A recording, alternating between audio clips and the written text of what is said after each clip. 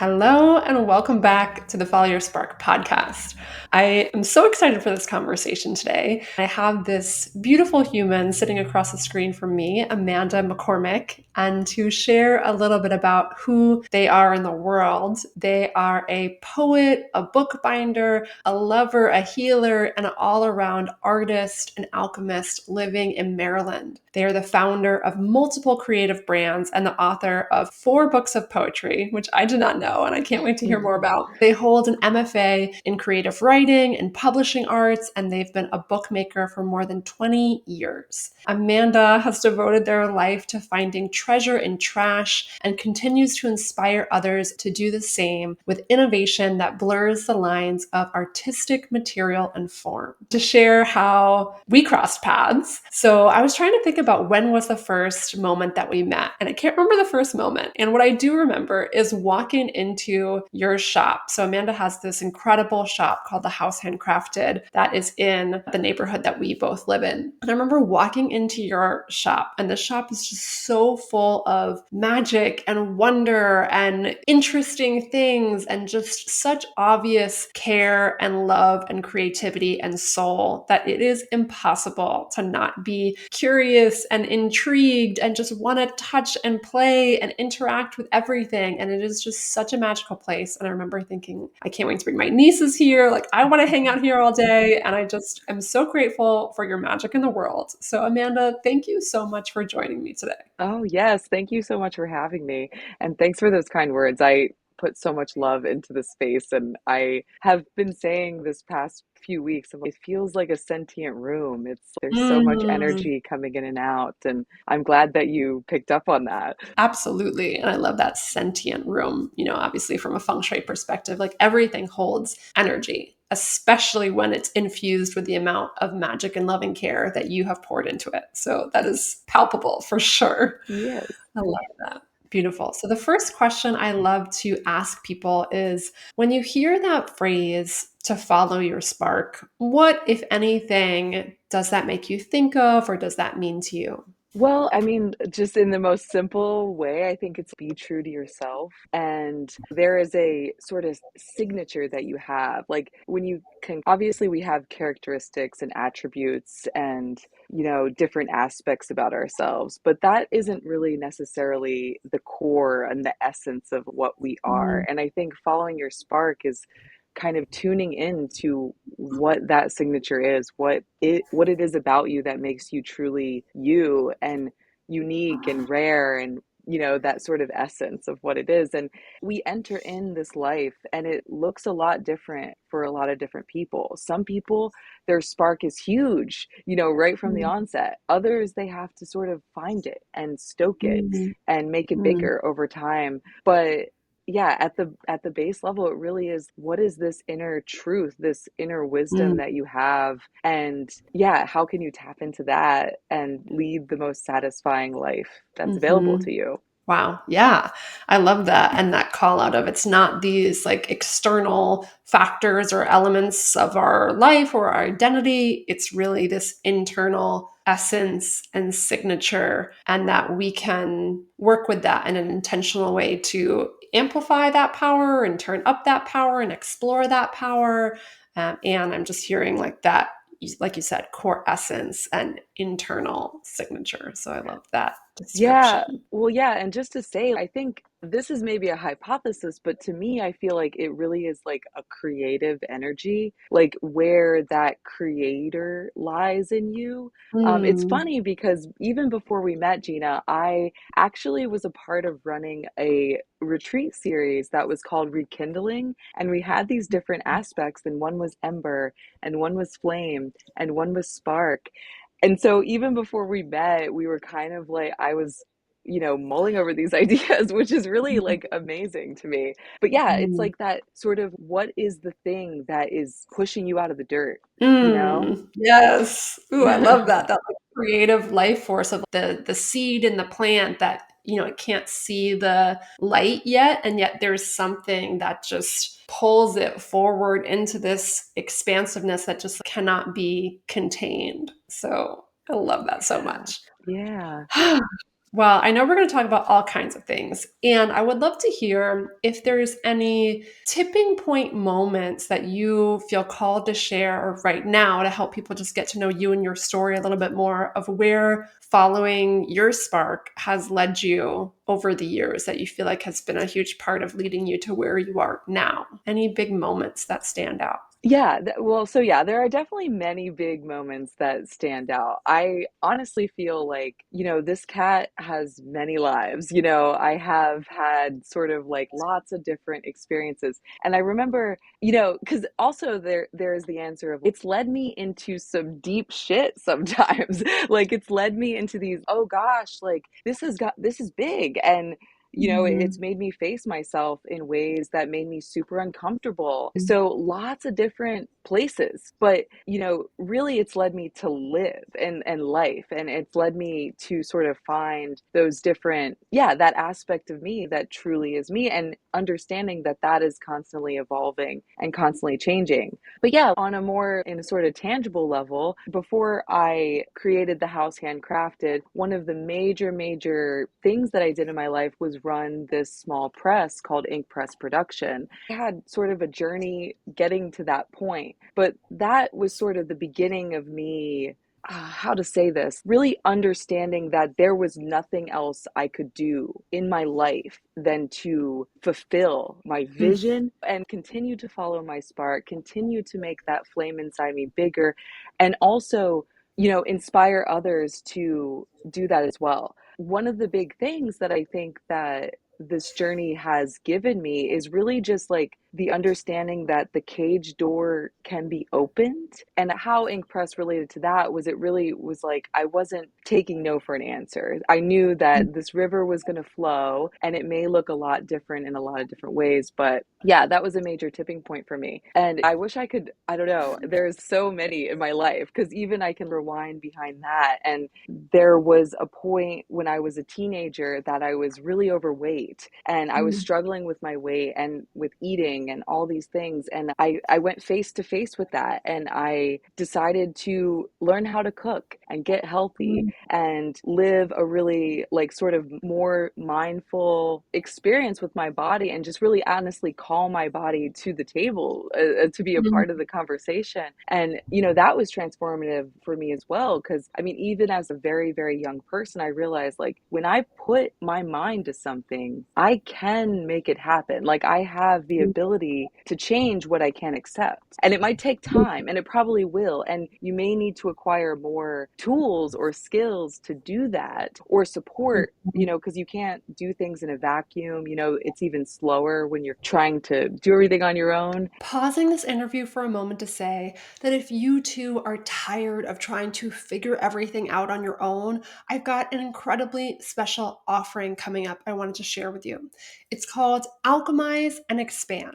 It's a unique 3-month container that combines the power of personalized one on one coaching with the incredibly supportive energy of being surrounded by empowering community. In this 3-month offering, you'll have space to integrate everything you've experienced in this past year in 2024 so that you can alchemize all the lessons and learn from everything you've experienced. You'll also have space to get clear on what you desire next and support to help you expand and unleash your fullest potential. We'll do this through both one on one coaching as well as 3 very special group experiences in December, January, and February. If you're ready to unlock the power of your mind, your body, and your heart so that you can let go of what's been holding you back and expand into what's truly possible for you, join us for Alchemize and Expand. You can get all the details and save your spot at ginacasbaro.com/alchemize and expand.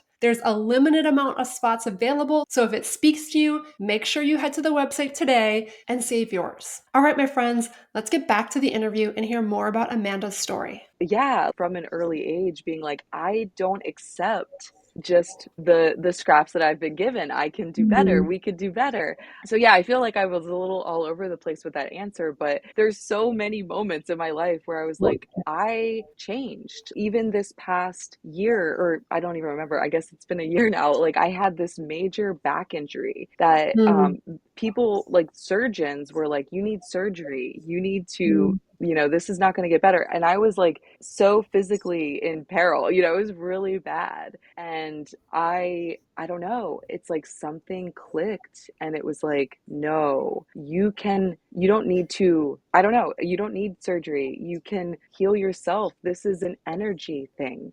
Yes, it mm, presented on a physical level, but I don't know, the sort of confidence in myself rang up when I needed it most. And I mean, that's a gift that following my spark has given me, where it's if all else fails, I will save the day for myself. mm, Like I am my own mm, hero. mm, So, mhm. yes. Okay, beautiful. So I have a couple questions. One, and I think I've asked you this before. Have you read the book Women Who Run with Wolves? I have not. Okay.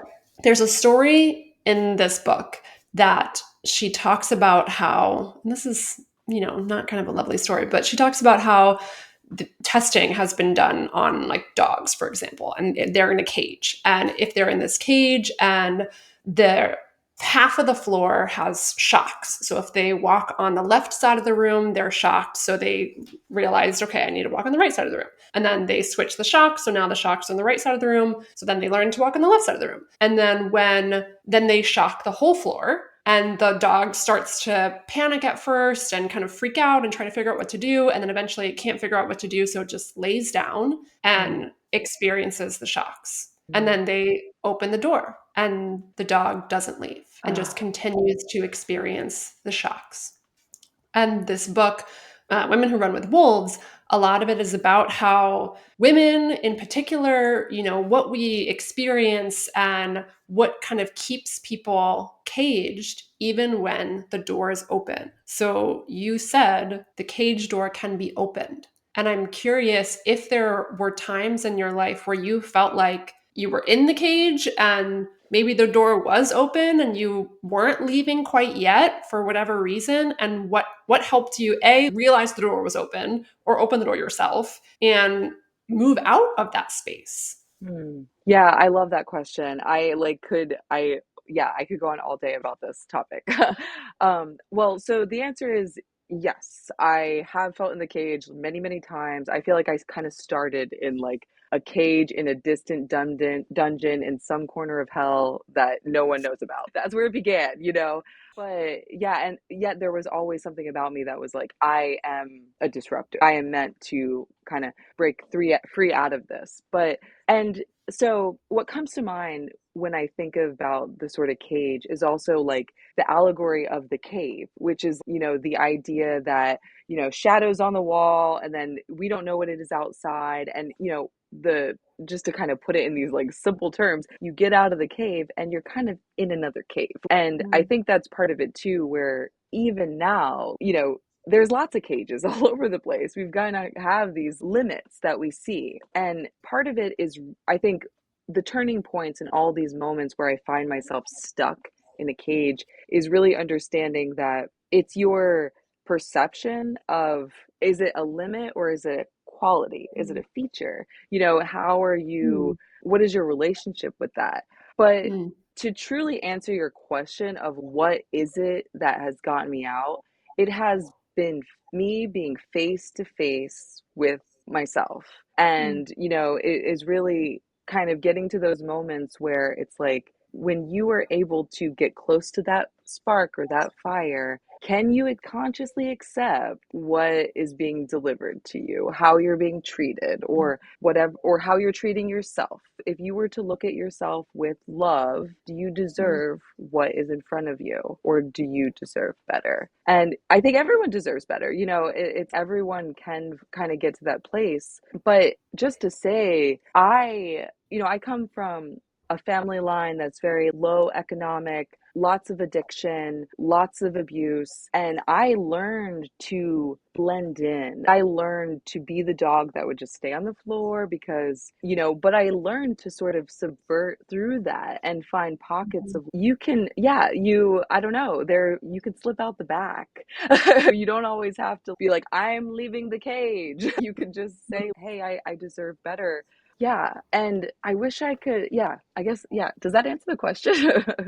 Well, what I'm hearing is, again, this reconnection to that internal fire, or that internal flame. That's this inner knowing of what you deserve, what you desire, and having the awareness to be able to tune into that energy and even ask yourself that question and look at the external environment or the internal environment. Because we can trap ourselves, we can be in circumstances that feel like a trap, and to bring awareness to both of those places and ask yourself, is this aligned with what I desire and deserve? And if not, how can I take that first step? And it might not be like busting open the door. Maybe it's okay, you find a back door, or you find another way out. And it sounds like just having that connection to what you desire, what you deserve, and having the courage to believe that there is an alternative, there is a way out. Yeah. So, And I will say, I think I struggle to answer this question in a way because I think that it is based on circumstance. There isn't one, this is how you get unstuck,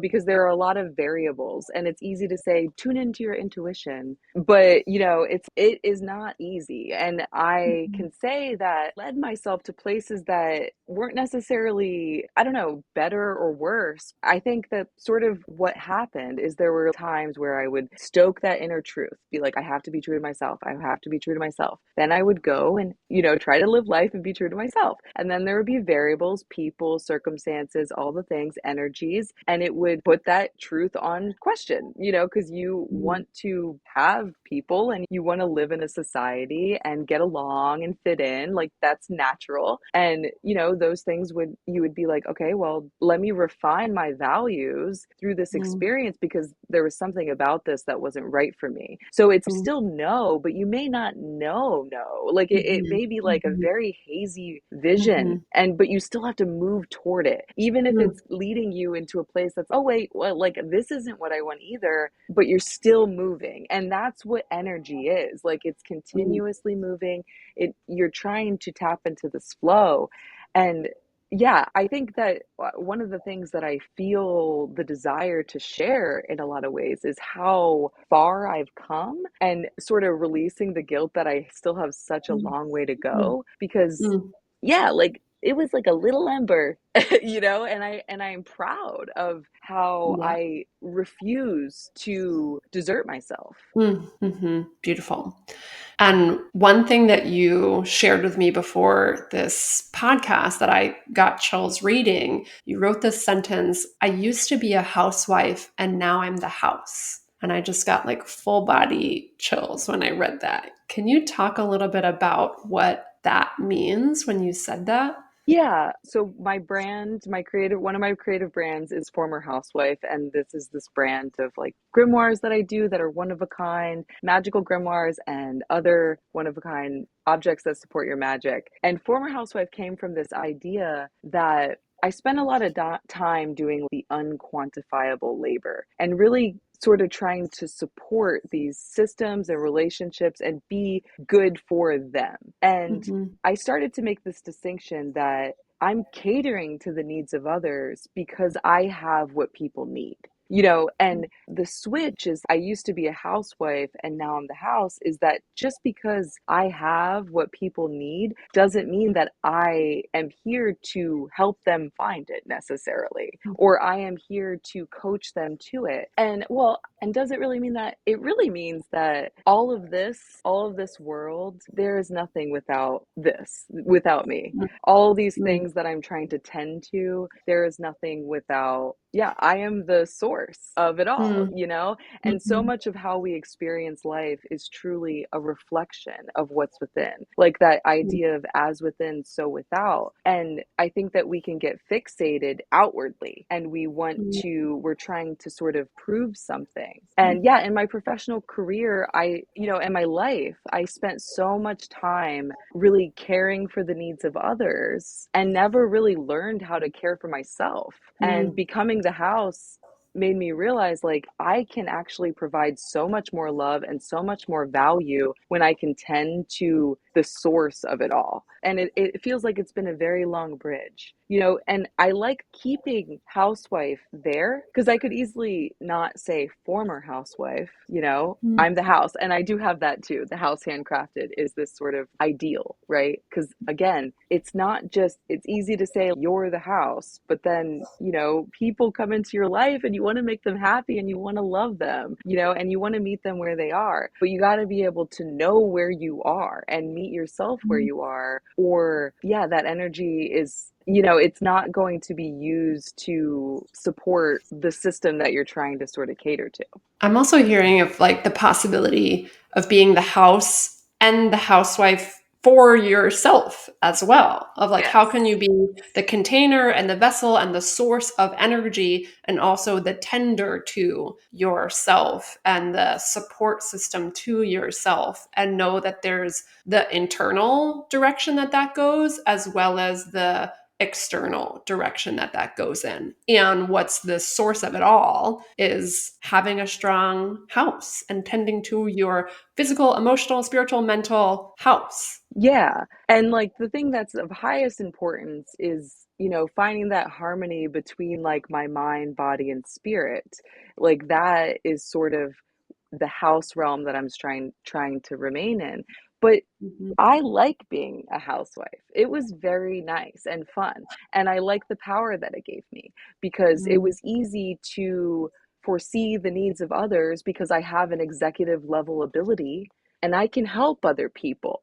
But if I am doing that instead of mm, helping myself, you know, mhm, and I want to be able to be strong for others and not in a hollow way. I want mm, to be strong, like, mm, and that, you know, that's sort of what I'm speaking to. And it's beautiful because every time I have conversations like this with women and feminine people, we get it. You know, there is this sense of like, why is it falling? Why do we, you know, guilt comes in too of mm.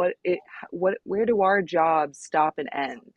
Yeah. And like you said, it sounds like a lifelong journey and unfolding and finding that dance and balance in how to tend and care for yourself, as well as how to show up and tend and care for other people. It kind of ties into other themes that you had shared with me as far as letting go of perfectionism and the way that you work with trash and turning that into a source of inspiration and empowerment and creativity. Can you share with us a little bit about what that journey has been like and how that potentially weaves into what we've been talking about already? Yeah. Well, I mean, as soon as you said perfectionism, what popped into my head is in a huge way, the idea of being the house rather than the housewife is like divorcing from this idea that we need to prop up the patriarchy and this sort Mm, of idea that we need to be superhuman to be mm, valued and that we have to prove ourselves to belong. And mm, I think that, you know, perfectionism has been a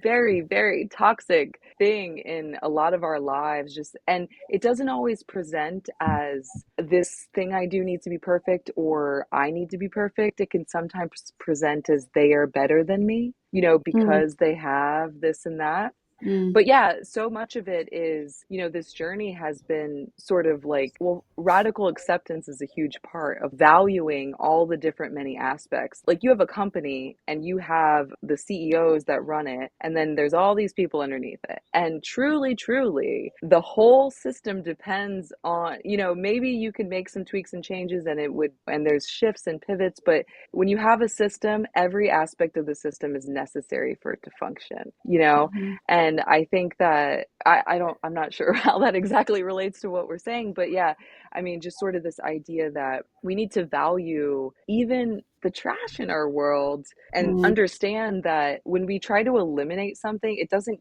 go mm. away. We're just really ignoring what that is. And yeah, making some ties in my mind. This is very inspiring for me. But yeah, trash and yeah, that's sort of like a whole other line because I think that we have this idea that things, yeah, this disposable mindset is this Mm, idea that, and yeah, it devalues everything, even our own mm, labor. You know, it just devalues it all when we think, oh, I'm done with this, goodbye, you know, and mm, rather seeing things for what they are or the potential that they have. And mhm, we're just sort of to create, as it stands right now, we get materials from the earth. That's where it comes from. We get materials from the earth, and we take and take and take, and then we throw it away when we don't want it, and we make more. And that's a whole podcast to talk about, like to talk about the effects of that and how terrible that is. But the truth is, we've done that so much that we've created a renewable resource at this point, more renewable than some of our Mm, renewable resources that we've overtapped. mm, And that is post consumer products, mostly like packaging material that has been mm, manufactured to be thrown away, And it's a bit, maybe my sort of like esoteric poetry brain is not, I don't know how I can articulate how that interrelates, but it definitely is like this essence of, if something isn't serving us, it is not worth our time. mm. And I think that sure, there is something to prioritizing your energy and really finding the things that serve you, but at what point are we trying to suck the value out of things in a way that's, I'm not sure, yeah, I don't know, dot, dot, Okay. dot, I guess. I feel like a little stuck on this here. Yes.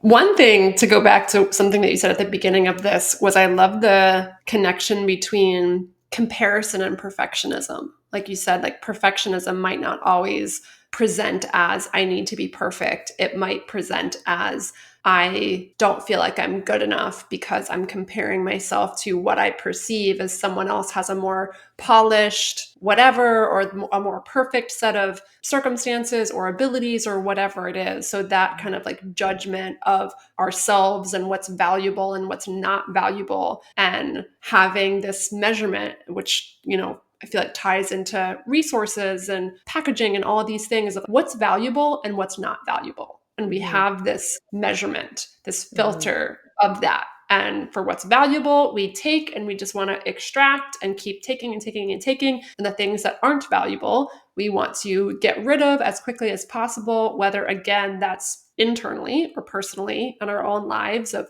we want to get rid of the quote unquote trash experiences or trash emotions or whatever else would go in the trash bucket. We just want Hmm. to see the trash man come and take it away and like never have to deal with it again, Yes. versus being able to look at the quote unquote trash in our lives, in ourselves, in our products, and be like, this is not trash. This is Yeah. a incredible resource and Hmm. gold mine that can be alchemized and transformed into something incredibly valuable and incredibly useful. And being able to shift that mindset perspective and how we look at what we value. Yeah, yeah, and yes, yes, 100%. Thank you. Beautifully put.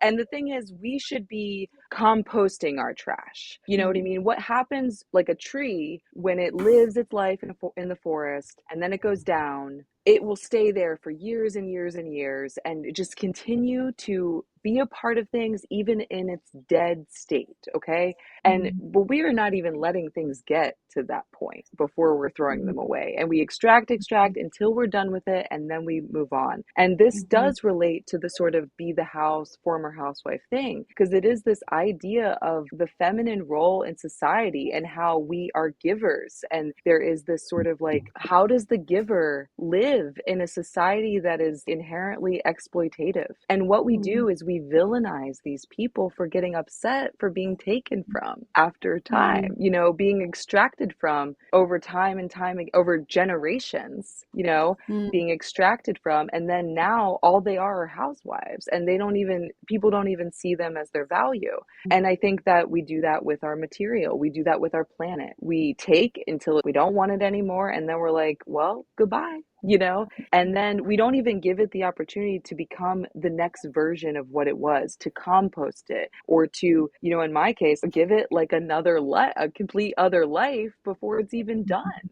yeah. And I'm curious if you have any stories of people who have interacted with your products or even like conversations that have been sparked in your store. Obviously, you're connected to the power of this and you're connected to the power of transformation and rejuvenation and all of these things. And do you have any eyes light up moments of seeing other people see this perspective or interact with what you've created that's made an impact? Well, yeah, all the time. Especially in the store, it's so, I pour so much of myself into everything that I do. And, even when I'm there in the store, I have a store to have these conversations, to spark this sort of, hey, you don't have to do it the way they say you have to do it, and just kind of like stoke that as much as possible. But yeah, I mean, I think there's like a spectrum, right? There's some people that come into my orbit and they're like drawn and they're like, we get it. This is a portal, you understand that through this, because again, taking trash, seeing trash as a renewable resource and turning it into the treasure that it has the potential to be is a creative energy. It is that it's like Mm-hmm. literally stoking what Mm-hmm. it's giving fertilizer to the seeds that are already there. They're just there. Mm-hmm. And we're discarding them because we don't know how to handle it.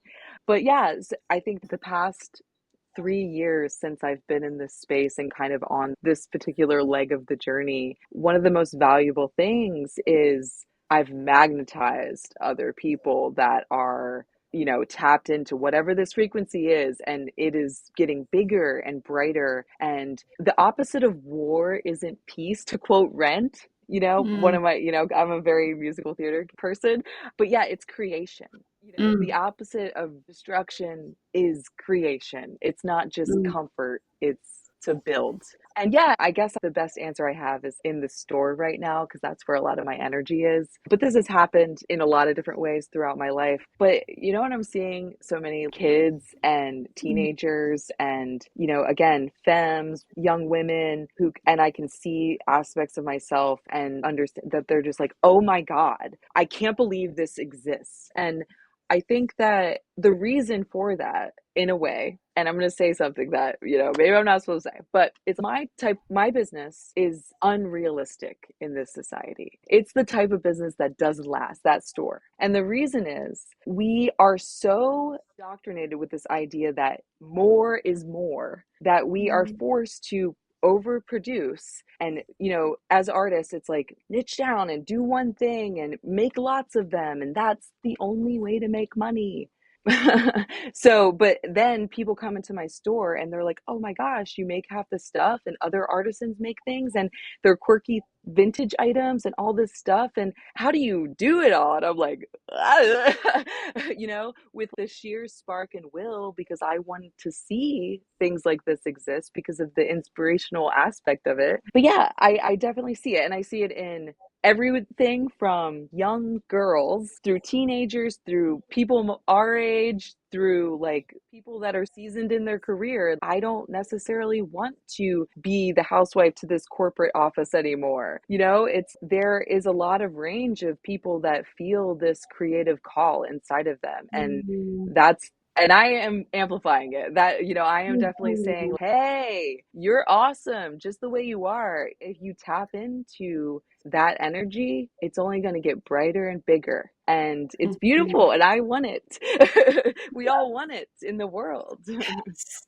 Yes. And it just reminds me to go back to the beginning of this conversation when you were talking about that signature and the core essence and the power of this creative force that lives within each of us. And because you've poured in that energy to this space, it's impossible for people to come in and not sense that, and for a little twig to be added to their fire and something to ignite, and then being like, wait a second, like just being immersed in the power of creativity and personal will and inspiration and intuition. Like something is unlocked.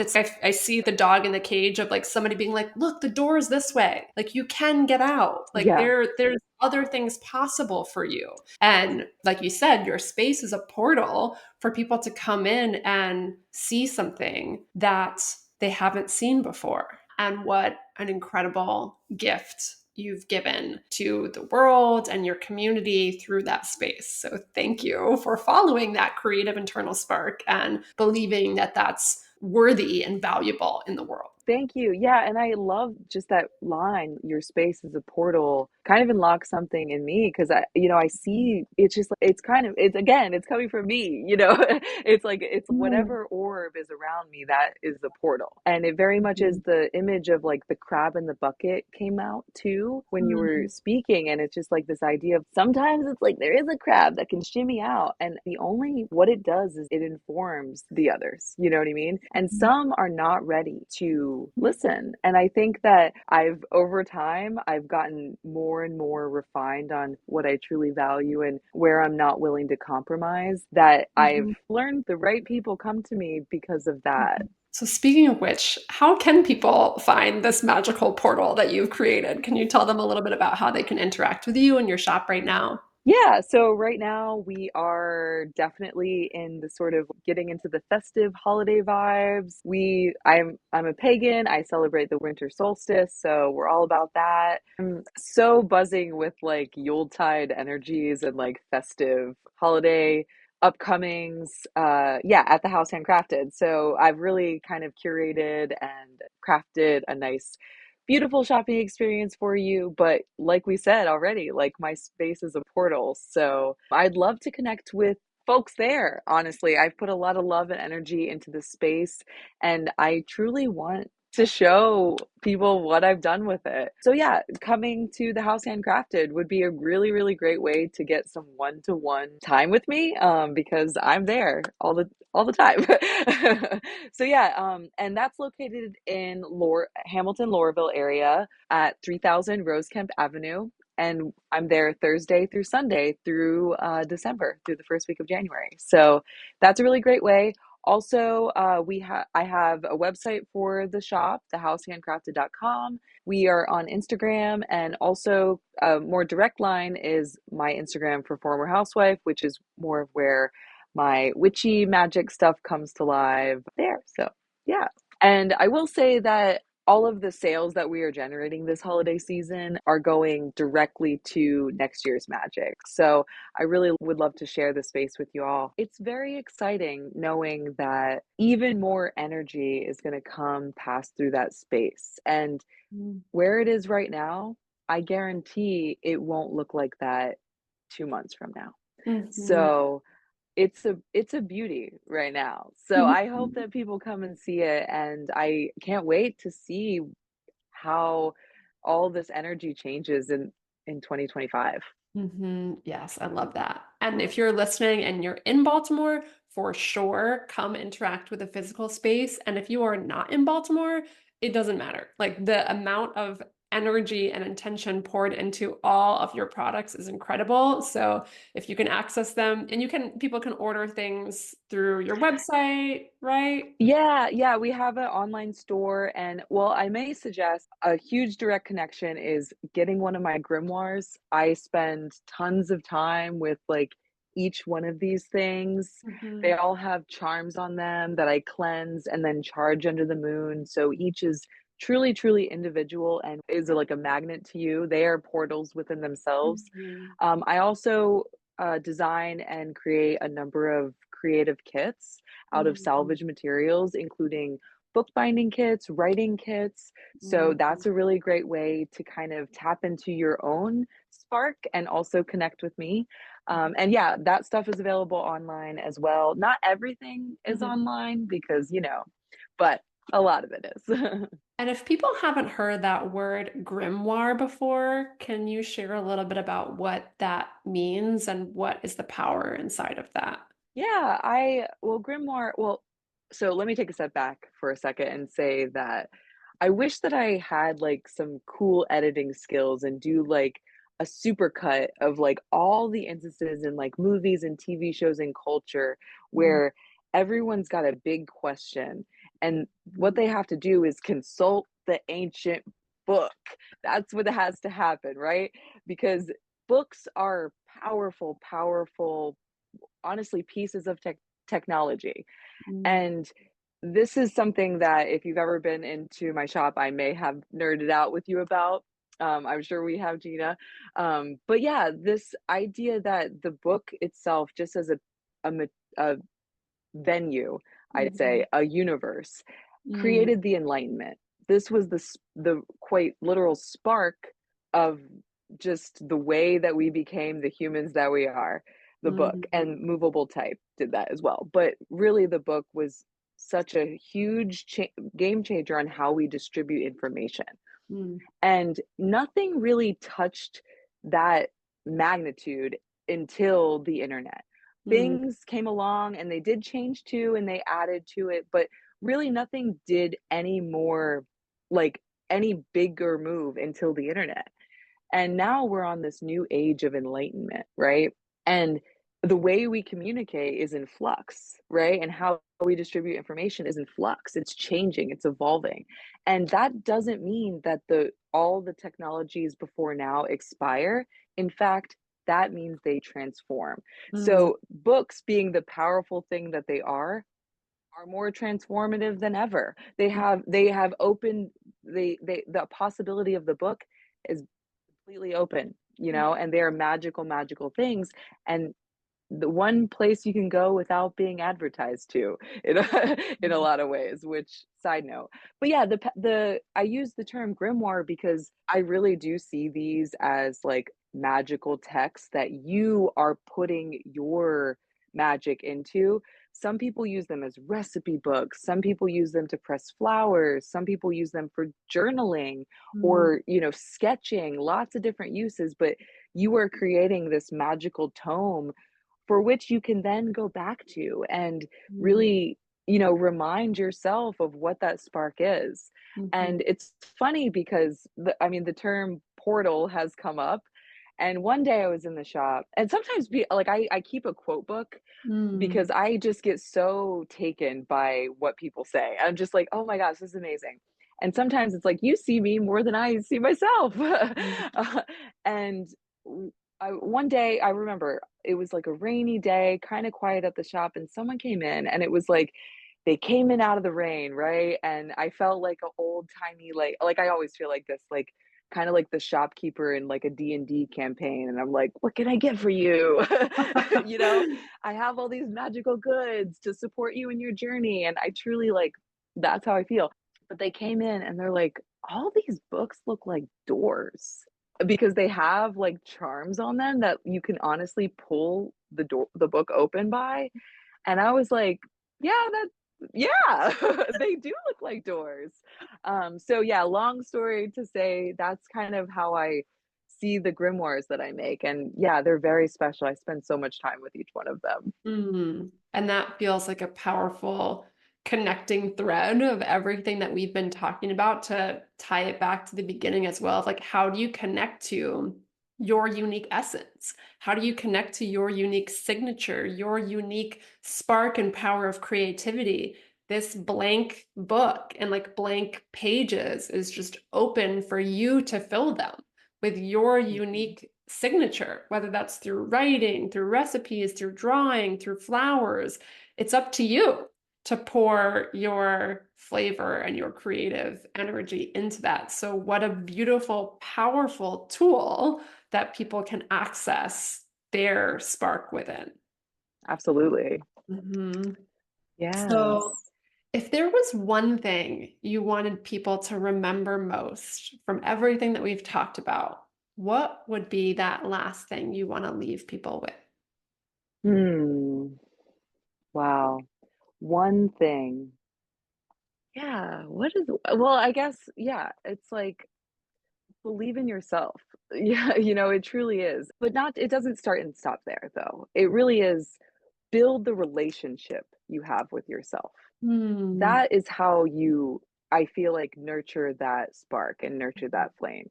Understand that you aren't just you're not just going about your life, right? Mhm. If you want to be satisfied, you got to listen to what you want, and it really is like, I think that, yeah, if there's one thing that I can say to people, it would be to nurture that Hmm. and find the community of people that see that too. Hmm. Find the people that see you the way you want to be seen, Hmm. you know? Hmm. One of the things lately that I've truly been thinking of is like, look at all I've done. You know, because it's easy to get into the trap of like, I have so much to do, I have so much work to do. And, life existing is not easy. It's not meant to be easy. Mm, We're here to like experience emotions, and that's the whole lot of them, right? And the things that are fulfilling are more fulfilling when we are able to face the difficult things as well. And yeah, it's like just I guess my sort of theme, I already thinking about theme of next year, but it really is like, look at all you have done. Look at mm, all of you created mm. and go there. Keep going Yeah, there.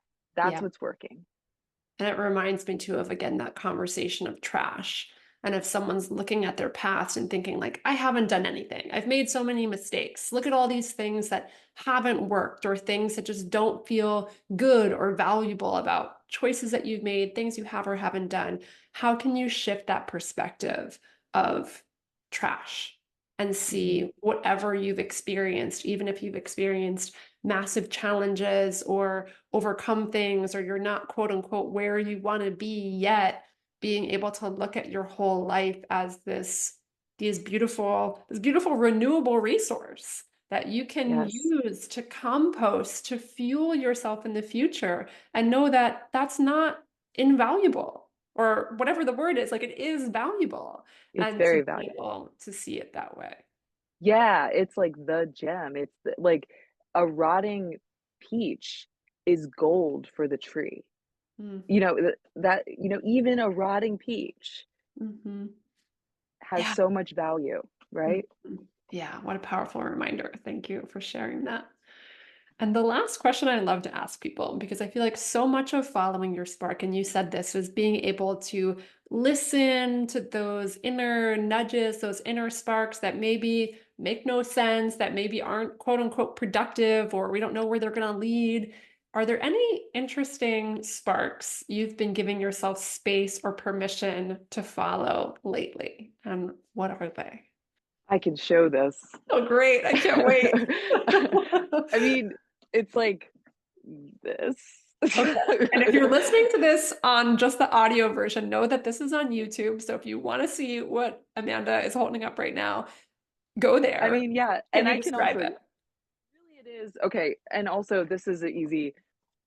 It's not done, and this is so vulnerable. Like I don't even know why I put it, but this is like I like to put it on this like backdrop. So I there's always a cut. You always have to make like another cut. And there are all these like pieces that come, and a lot of times it's like the same sized piece of this perfectly cut thing because it's just like droop, you're cutting it off. And so I've because I'm into using like trash as a renewable resource, I am obviously in love with all this little bits of stuff. And I've found ways to, I've created designs that have allowed me to reproduce much, like take a lot of the trash and turn it into things. But of course, there's all these little things that it's like they don't have a use, but I Mhm. love them. But I've been having this like sort of gnawing idea of like, I really just want to make like abstract art with them and like really kind of, I don't know, really just a play thing. And I think that one night when I was like stressed out in my studio and I was like, I'm so tired and I can't do any more of this productive stuff. And I was just like, you know what? I'm going to glue these things together and play. And I mean, I think that this is like the early stages of like something that I would want to do in like an artistic way of like, oh wow, there's like a lot of dimension and personality and the same process that I do, which is essentially engaging in a dialogue with the material Mm, because it's like it's tapping in, right? When you're using source material, you have to engage with what's there rather than sort of coming up with an idea, going to get what you need and executing the idea. That's great, and you're still must collaborate along the way with lots of different things, mhm, but I'm kind of putting that collaboration to the forefront. And yeah, this sort of play exercise of like, how can I glue these weird bookboard pieces together that are useless not only brings me joy to see, to be like, I'm like, I actually kind of like this. Like, I could see it coming into something or like playing it, and then you can see like there's remnants of things and like the Mm. different books, and it might not look like much, but yeah, that's like one that is kind of like, let's have fun here and just like play with materials. And I can throw it away if I don't want it anymore because it's just trash. I am So, obsessed with that. And I don't know if this is in your plans for 2025 or beyond. When are you hosting workshops to share all these beautiful experiences with people so that I can come play with you, please? yeah, I really want that to occur. I've been working more with like other feminine femmes and like women, and it's just like the call to like, nurture this community and really provide more experiences where people can tap into this directly with me is on the horizon for sure. Okay, great. I can't wait. Yeah. Oh my gosh. Well, thank you so much for sharing all of your incredible wisdom and energy. I feel like this conversation in and of itself is a transmission of all of that, all of your creativity, all of that beautiful essence and signature that you emit. So thank you so much for joining us today. Yeah, thank you for having me. I feel the same. So much Oh. energy being passed. All right, my friends. Well, we'll talk to you soon. Bye.